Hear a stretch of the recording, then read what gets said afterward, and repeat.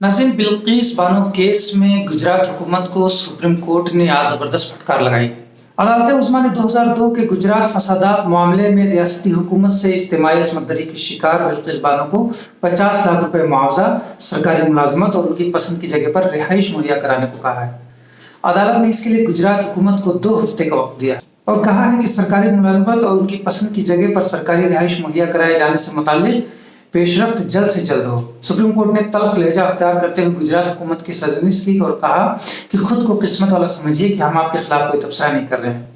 वाज़ेह है कि गुजरात हुकूमत ने बिल्किस बानो को मुआवजे की शक्ल में सिर्फ 5 लाख रुपए देने की तजवीज़ पेश की थी, जिसे उन्होंने मुस्तरद कर दिया था। बाद में सुप्रीम कोर्ट ने मुआवजे की रकम को 10 गुना बढ़ाकर 50 लाख रुपए कर दिया। काबिल गौर है कि गुजरात फसादात के दौरान बचकर भाग रही बिल्किस और उनकी फैमिली पर 3 मार्च 2002 को हथियारों से लैस फसादियों ने हमला किया और बिल्किस बानो की इज्तिमाई असमत दरी की थी। इतना ही नहीं, दंगाइयों ने उनकी 2 साल की बच्ची को भी मार डाला था। बिल्किस बानो की फैमिली के कुल 14 लोगों को मौत के घाट उतार दिया गया था। उस वक्त बिल्किस बानो की उम्र सिर्फ 19 साल थी। इंसाफ के लिए बिल्किस ने कई अदालतों के दरवाजे खटखटाए। बिलाखिर 17 साल बाद सुप्रीम कोर्ट ने आज ये फैसला सुनाया। भारत की रियासत गुजरात में फरवरी और मार्च 2002 में होने वाले फिरकावाराना फसादात उस वक्त शुरू हुए जब गोधरा रेल आगजनी में 60 साधु मारे गए। उसकी सजा वहां के कमजोर और गरीब मुसलमानों को मिली। नरेंद्र मोदी पर इल्जाम है कि गुजरात में मुसलमानों के खिलाफ इस नस्ल कुशी को रोकने के लिए नरेंद्र मोदी ने कोई भी कदम नहीं उठाया। इसी वजह से नरेंद्र मोदी को कई बार दरखास्तें डालने पर भी 2014 तक अमेरिकी वीजा नहीं दिया गया था। इंसानी हकूक की तंजीमों के मुताबिक ये मुसलमानों की नस्ल कुशी थी। इसमें कम से कम 2000 मुसलमानों को बेरहमी से कत्ल कर दिया गया था या जिंदा जला दिया गया था। सैकड़ों मुसलमान खवातीन की असमत दरी की गई, जिनमें से बिल्किस बानो भी थी। इसके अलावा लाखों मुसलमान बेघर हुए और हमेशा के लिए गुजरात छोड़कर आसपास के सूबों में जा बसे। एमनेस्टी इंटरनेशनल और ह्यूमन राइट्स वॉच समेत कई हुकूक इंसानी तंजीमों का कहना है कि पुलिस अगर फसादियों का साथ ना दे रही होती तो ये दंगे एक ही दिन में खत्म हो जाते।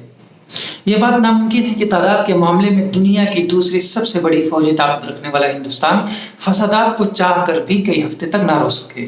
इससे ज्यादा ताज्जुब की बात तो यह है कि इस दंगे के सभी मुलजिम ना सिर्फ जमानत पा चुके हैं, बल्कि इन फसादात की सबसे बड़ी मुलजिमा माया कोडनानी को नरेंद्र मोदी की पार्टी बीजेपी ने जमानत पर बाहर आते ही अपना मिनिस्टर बनाया था।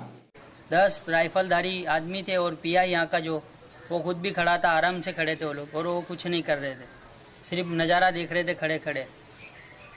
तो अशरफ भाई, ये जाफरी साहब को निशाना क्यों बनाया?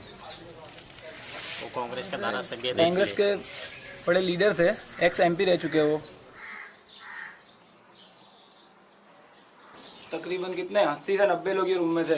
पूरी पब्लिक यहाँ, पूरे अंदर औरतें बच्चे सब, बड़े बड़े आदमी भी, और जाफरी साहब भी खुद यहीं पर थे। पूछा अंकल कितना टोला बढ़ रहा है, कुछ सपोर्ट के लिए फ़ोन कीजिए। बोले नरेंद्र मोदी तक को मैंने फ़ोन किया है। उससे बोले ना उम्मीद एकदम हो गई थी जाफरी साहब। बोले आप कोई बचने का सवाल नहीं उठता है। कोई सपोर्ट आने की कोई यानी चांसेस नहीं है ज़्यादा। दिल्ली तक फैक्स किया था उन्होंने, फैक्स मशीन भी था इनके पास। यहाँ पर थे जाफरी साहब। पहले जाफरी साहब को बोले थे आप पीछे आ जाओ, पीछे आ जाओ, पर नहीं, जाफरी साहब यहाँ खड़े हो गए थे। फिर यहाँ से जाफरी साहब बाहर गए, ये जो जाली है यहाँ पर खड़े रहे, उसमें मेरे फादर भी थे। फिर यहाँ से जाफरी साहब ने बोला कि इन लोगों को छोड़ दो, ये लोग निर्दोष है, मैं आ रहा हूँ, मुझे जो भी करना है वो करो। मेरे फादर रोक रहे थे, उसके में तो जाफरी साहब बाहर निकल गए और जाफरी साहब को पकड़ के 5-7 लोग मारते मारते घसीट के यूँ घुमा करके यूँ उधर से बाहर रोड पर ले गए। बाकी सब डेड बॉडी गायब, बाकी सब एविडेंस मिटा दिए, टोटली खाक हो गए। जाफरी साहब तक की बॉडी नहीं मिली, सिर्फ कुछ हड्डियाँ मिली थी, कुछ हड्डियाँ, चंद हड्डियाँ मिली थी बस, वो भी बाहर रोड पर। ये 3 दिन तक कांग्रेसी सियासतदान एहसान जाफरी शहीद के घर को जलाया गया और आखिर में उन्हें फसादियों ने मार ही डाला, मगर पुलिस ने उन्हें बचाने की कोई कोशिश नहीं की। वाज़ेह है कि एहसान जाफरी ने उस वक्त के वज़ीर आला मोदी को कई बार फ़ोन किया था। जब वहाँ से मदद नहीं मिली तो कुलदीप नैयर समेत कई सहाफ़ियों को भी उन्होंने राब्ता किया, मगर हुकूमत और पुलिस की अदम दिलचस्पी की वजह से उन्हें बचाया नहीं गया। आखिरकार दंगाइयों के हाथों वो शहीद हो गए।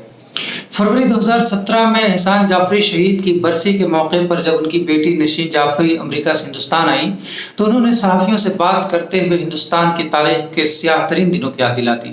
उनकी तकरीर के दौरान शायकीन में बैठे हुए अक्सर लोग रो रहे थे। आइए कुछ बातें उन्हीं की ज़ुबानी सुनते हैं। आप बिलीव नहीं करेंगे, दूर दूर से इतने लोगों की दुआएं आती है, इतने लोग हमको बताते हैं कि उनका सपोर्ट हमारे साथ है। आज 15 साल हो गए हैं, उसके बाद भी हम तो इस बात को लेकर हम विक्टिम्स हैं। जाहिर है कि हर रोज़ की बात को याद करते हैं, ये बात को भूल नहीं सकते, लेकिन दूर दूर से अम्मी के लिए, उनकी हेल्थ के लिए दुआएं आती हैं। मैं उसके लिए बहुत बहुत शुक्रगुजार हूँ। दूसरा मैं कहना चाहती हूँ कि आप लोगों में से बहुत से लोग हैं जो 2002 से लेकर अब तक लड़ते हुए आ रहे हैं। आपका सपोर्ट नहीं होता तो शायद आज 15 साल हम यहाँ मिलकर नहीं उनकी यादों के साथ में गुजार रहे होते, जिसमें शबनम, तीस्ता, हर्ष और बहुत से लोग ऑडियंस में भी हैं जो लगातार मेहनत कर रहे हैं। मैं आज नजीब की अम्मी को भी सलाम कहना चाहती हूँ। मैं जानती हूँ उन पर क्या गुज़र रही है। हमारे लिए, गुजरात वालों के लिए ये बात नई नहीं है। मैं रोज़ फेसबुक पर कोई ना कोई बच्चे का देखती हूँ पोस्ट जिसमें वो लिखा होता है कि नजीब हम तुम्हारे साथ हैं। मैं जानती हूँ उनकी अम्मी को कितनी तकलीफ़ हो रही होगी। आप लोग जानते हैं कि रूपा मोदी आज तक अपने बेटे का इंतज़ार कर रही है। वो हमारे घर के 2 मिनट दूरी पर रहती थी। सो मेरी तरफ से नजीब की अम्मी को बहुत सी दुआएं हैं और मैं चाहती हूँ कि जिस तरह से आप उनके लिए लड़ रहे हैं और भी लड़ें। नजीब डेफिनेटली घर लौट कर आएगा। ये 12 मिनट में मैं आपको क्या क्या बताऊँगी। मैं ये बताऊँगी आपको कि 1969 में मैं 4.5 साल की रेफ्यूजी कैंप में खाना लेने के लिए लाइन में खड़ी हुआ करती थी। आप सोचेंगे कि ये बात तो इंसान भूल जाएगा, इतनी बचपन की बात है, लेकिन ऐसी बातें भूली नहीं जाती। मुझे तो वो रेलवे का ट्रैक भी याद है।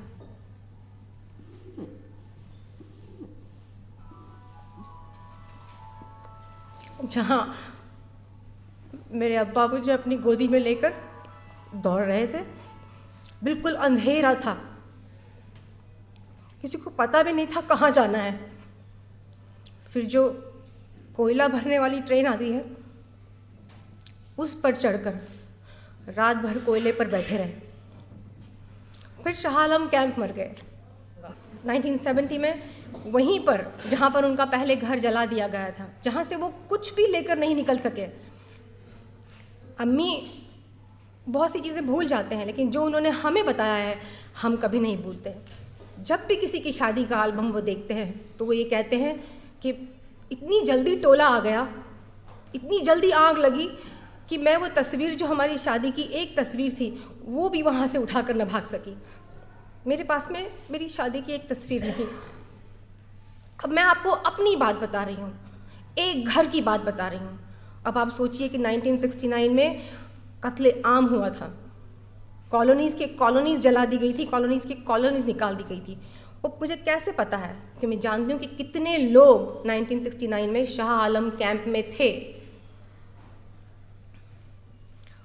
तो ये पहली बात। फिर हमको काटा गया, हमको गिराया गया, हमारी प्रॉपर्टी को जलाया गया, हमारे हाथ से सब कुछ जो हमने मेहनत से बसाया था उसको ले लिया गया। अब आप सोचिए किसने लिया, कौन है, कौन सी पार्टियां हैं, क्या करती हैं, ये पॉलिटिक्स क्या है। लेकिन मैं तो मेरे पर क्या बीती है वो मैं जानती हूँ। उसके बाद दोबारा हमारे अब्बा वहाँ पर आए और जैसे अम्मी कहते हैं, तेरे अब्बा ने इतना मजबूत घर बनाया उस जगह पर, क्योंकि उन्हें यकीन था कि वक्त बदल रहा है, लोग समझ रहे हैं, लोग अच्छे हो रहे हैं। कि 2002 में 3 दिन तक उस घर को जलाया गया। उस घर को इतना जलाया गया कि हम सिर्फ वहाँ से थोड़ी सी राख लेकर कब्रिस्तान जाकर दफना कर आ गए। आज भी मैं वो घर में जाती हूँ जहाँ पर मैं बड़ी हुई, जहाँ मेरे बच्चे खेले हैं, जहाँ मेरे अब्बा का बगीचा था, जहाँ उनकी किताबें थीं।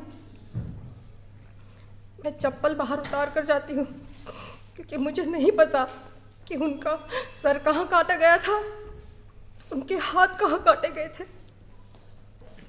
हमारे पास में खान अंकल रहते थे, उनके बच्चे 3 साल तक अस्पताल अपने अब्बा के लिए ढूंढते रहे, अपने अब्बा को ढूंढते रहे क्योंकि उन्हें लाश नहीं मिली उनकी। वो यही सोचते रहे कि कहीं अस्पताल में, कहीं गली में वो मिल जाएंगे। ये अहमदाबाद की मैं बात कर रही हूँ आपको, ये 2002 की बात कर रही हूँ मैं आपको। तो गांधीनगर अहमदाबाद से 10 किलोमीटर पर है, गांधी आश्रम 5 किलोमीटर है। हम साइकिल लेकर गांधी आश्रम में खेलने जाया करते थे बचपन में। लेकिन उस दिन 2002 में जिस तरह की प्लानिंग की गई थी, हमारे अब्बा फ़ोन पर फ़ोन लगाते रहे कंट्रोल रूम को। हमारे अब्बा ने हर एक को बुलाया। उनके पास में एक ब्लैक बुक हुआ करती थी जिसमें उनके सब नंबर लिखे थे। उन्होंने सबको फ़ोन किया, यहाँ तक कि फ़ोन के वायर काट दिए गए। जब बहुत तंग आ गए वो, बहुत ही, जब उन्हें लगा कि उनको कोई मदद करने नहीं आने वाला है। और आपको पता ही है, एक बहुत फेमस और बहुत मजबूरी में उन्होंने एक कॉल किया जब उन्होंने देखा कि लड़कियों को खींचा जा रहा है बाहर, छोटे छोटे बच्चों को खींच के ले जा रहे हैं, हर तरफ घर की खिड़कियां तोड़ दी गई है और अंदर गैस के टैंक फेंके जा रहे हैं उनको जला के। उन्होंने आखिरी बार में उनको फ़ोन किया और आपको पता है कि उनको वहाँ से क्या जवाब आया, Jafri you are on your own. हमारे अब्बा ने ये दंगल अकेले लड़ा। वो 73 ईयर्स के थे। इसलिए मुझे लगता है कि अगर फिर से एक बार इस तरह की प्लानिंग करना, ये इलेक्शंस वगैरह आने के वक्त जब भी होगी, कोई उसमें इनको देर नहीं लगेगी। जब भी इलेक्शन आता है अब मुझे डर लगता है कि कहीं ना कहीं कोई मासूम लोगों की जान जाएगी। वही दुख उसी बात का है कि 2002 में इतना सब कुछ करने के बाद भी 2014 में किसी ने ये बात को याद नहीं रखा, किसी ने इस बात की डिटेल के ऊपर नहीं सोचा। हाउ कैन एक डेमोक्रेसी के अंदर जब तुम्हें पता है, आपको पता नहीं है कितनी लड़कियां, मुझे आप सब बच्चों को देखकर मुझे आज वो चेहरे याद आ रहे हैं। वो लड़कियां आज होती हैं अगर तो वो 30-30, 35-35 साल की होती। एक गांव में मैं 2003 या 4 में एक NRI डेलीगेशन के साथ में बड़ी हिम्मत करके इंडिया आई थी। मेरे साथ में गौतम देसाई भी थे, वो भी अभी इस महफिल में बैठे हैं। मैं हर गांव में गई, हर गांव में उन्होंने मुझे ले जाकर बताया, और ये बहुत दुख की बात है, हर गांव में एक जगह थी जहाँ पर उन्होंने लाशों के ढेर लगा कर रखे थे।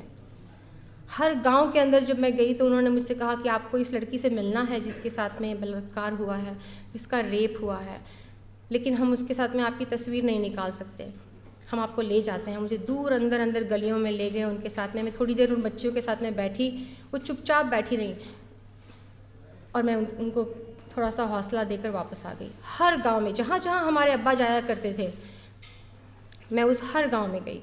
इसलिए तीस्था है, शबनम जी हैं, निर्जरी हैं, ऐसे बहुत से लोग हैं जिन्होंने जाकर उन बच्चियों को थोड़ा तो आगे लेकर आया और उनसे कहा कि कहो और केस आगे बढ़ाओ। जैसे कि बिल्किस का केस आपने सुना होगा, बहुत ही फेमस स्टोरी है। वो हामिला थी, जब उसके साथ में ये किया गया, सिर्फ 19 साल की थी वो। अब वो लड़की ने बहुत हिम्मत करके आगे ये बात कही, सबके सहारे को लेकर उसने ये केस जीता। लेकिन ऐसी हज़ारों लड़कियां थीं जो आगे नहीं आई। बारे में सोचती हूँ, मेरे घर के पास में अगर खड़ी रहकर सोचती हूँ तो हर घर में से 2-3 लोगों को मार दिया गया है। और मैं हर साल हिंदुस्तान जाती थी, हर साल अपने घर जाती थी, तो भूलने का तो कोई सवाल ही नहीं उठता है। लेकिन मैं कैसे बयां करूंगी, कैसे मैं बताऊंगी कि 1969 में हमारे साथ क्या हुआ है, मैं कैसे बताऊंगी कि अहमदाबाद में लोग किस तरह से बदल रहे हैं और किस तरह से हम लोग को दूर कर रहे हैं। तो मैं एक एल्बम था मेरे पास में, जब मैं इंडिया जाती थी फ़ोटोज़ निकालती थी तो मैंने एक एल्बम बनाया था। मैंने वो एल्बम को खोलकर मैंने सोचा कि मैं शायद सबके बारे में कुछ कह दूँगी। जब मैंने वो एल्बम खोला तो मुझे पता चला कि हर तस्वीर में, जहाँ पर जब छोटे छोटे बच्चे जो मेरे दोस्त हुआ करते थे वो सब साथ में आके बैठ जाया करते थे जब मैं तस्वीरें निकालती थी उनकी, तो हर तस्वीर के अंदर से 2-3 बच्चे गायब हैं। और जब तुम उनकी कहानियाँ सुनो कि मैं पूछती थी कि वो कहाँ था, अजहर कहाँ था या सलीम कहाँ था, तो मुझसे कहते हैं वो क्रिकेट खेल रहे थे ना, फिर जैसे टोला आया जब तो वो सब अंदर आ गए और फिर पता नहीं चला, शायद वो टांकी में होगा, उसको जलाया था ना जब, तो उसको फिर पानी में डाल दिया था उन्होंने, उसकी लाश टांकी से निकली थी। तो टीनू की अम्मी कैसे नहीं बच सके? वो क्या हुआ ना, उनके हस्बैंड आपके घर में थे और जब घर जला तो वो अंदर थे, तो उनकी मिसेस ने कहा कि मैं कैसे बाहर आ जाऊँ। वो अंदर फिर चली गई अपने शौहर के पास, उन्होंने भागना ज़रूरी नहीं समझा। इस तरह की इतनी सारी बातें हैं, एक को छुपाओ एक को जियो, और सबके साथ में यही है। मैं अहमदाबाद हर साल जाती हूँ और हर साल मैं सब लड़कियों से मिलती हूँ जो मेरे साथ में बड़ी हुई हैं। ज़्यादातर लड़कियों की शादियाँ वहीं पर एरिया में हुई थी। वो जब मुझे मिलने के लिए आती हैं, जब सबकी माएँ नहीं, किसी की माँ नहीं है, किसी के अब्बा नहीं है। फिरोज़ की दोनों बहनों को उन्होंने उसके सामने ही जला दिया, वो कुछ नहीं कर सका, वो तो कुछ कहता ही नहीं है। विडोज़ कॉलोनी कहते हैं, वहाँ पर हर घर में जो एक औरत है वो विधवा है, उसका नाम ही विडोज़ कॉलोनी रख दिया है। शुक्रगुज़ार हूँ कि आप यहाँ आए हैं। मुझे इस बात की खुशी है मुझे कि आज 15 साल के बाद में भी आप दिन के वक्त सब अपना टाइम निकाल कर हमारे साथ में, हमारे दुख में शामिल होने के लिए आए हैं। मैं तीस्था और शबनम जी का भी बहुत बहुत शुक्रिया करना चाहती हूँ। और मैंने एक थोड़ी सी नज़्म पढ़नी है। जब मैं दिल्ली आई, मैं अब जब भी इंडिया आती हूँ तो कहीं होटल में उतरना पसंद करती हूँ। मेरी तरह हर लड़कियाँ जो हैं जिनके माँ बाप के घर जल गए हैं, अब वो घर जाती ही नहीं हैं। एक हुस्ना नाम की लड़की हमारे घर के पास रहती थी, चाची हमारे घर में ही थी, उनके भाई भी हमारे घर में थे, घर जला। हम लोग बैठे जब अहमदाबाद, सब ने बताया कि नहीं चाची भी नहीं है, हुस्ना के भाई भी नहीं है, सब एक एक घर के अंदर बताया गया। मैं हुस्ना से मिली 10 साल के बाद गुलबर्ग सोसाइटी में, मुझसे कहती है अब तो मैं कहाँ है घर। और आपको पता नहीं है एक लड़की के लिए माँ बाप का घर ना होना कितना दुखी होता है। मैं हर साल आती थी अपने बच्चों को लेके, अपनी बैग छोड़कर अपने बच्चों को अपने अम्मी अब्बा के पास छोड़ के अपने दोस्तों में घूमने के लिए जाती थी। मुझे कभी ताले नहीं लगाना पड़ता था, मुझे कभी ये फिक्र नहीं थी कि वो क्या खाएंगे क्या पिएंगे। सब घर ही नहीं, पूरी सोसाइटी के लोग, आसपास के लोग सब बच्चों को देख लेंगे। लेकिन अब मैं जब भी आती हूँ, पिछले 10-12 साल से मैं किसी होटल में ठहरती हूँ।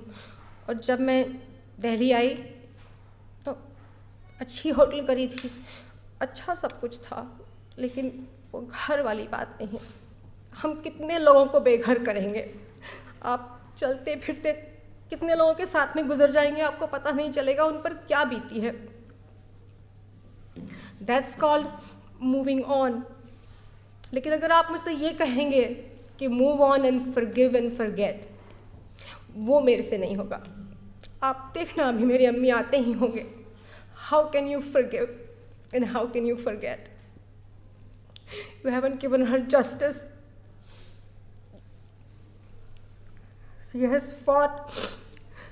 If you said, अगर आपने कहा कि ये डेमोक्रेसी है, अगर तीस्था ने कहा जस्टिस मिलेगी, तो फिर क्यों जस्टिस नहीं मिलती?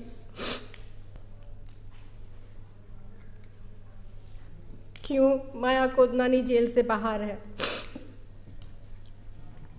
आपने बाबू बजरंगी के बयान सुने हैं। आपको पता करना है कि 2002 में इस देश में, जहाँ पर तुम आसमान पर पहुँच गए हो, हमारे अब्बा को किस तरह से मारा गया। मुझे उनकी हर एक डिटेल मालूम है। मैंने तहलका में जाकर बहुत हिम्मत कर 2007 में वो चैप्टर खोलकर मैंने पढ़ा कि मैं चाहती थी कि वो घर में सब दूसरे बच्चों और औरतों के साथ में घुट कर आग लगी थी तो इस तरह से उनका दम निकला होगा।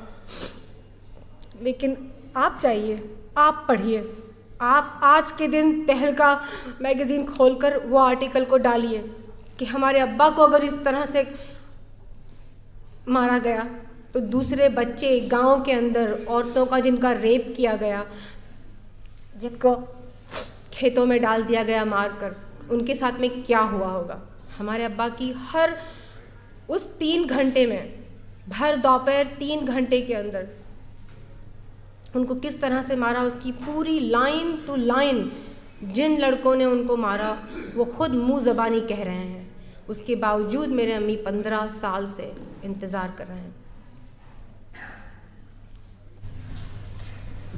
एक छोटी सी नज़्म है उन लड़कियों के लिए जो कभी घर नहीं जा सकी।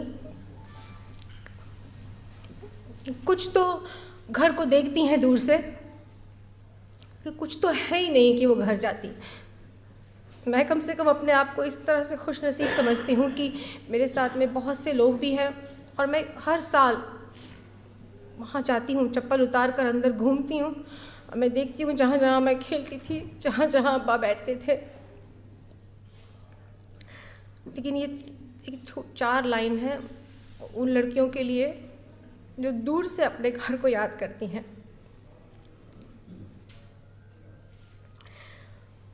घर याद आता है मुझे, वो गर्मियों की रात, वो जाड़े की बात, वो पानी का मटका, रसोई की याद, सब सताता है मुझे, घर याद आता है मुझे।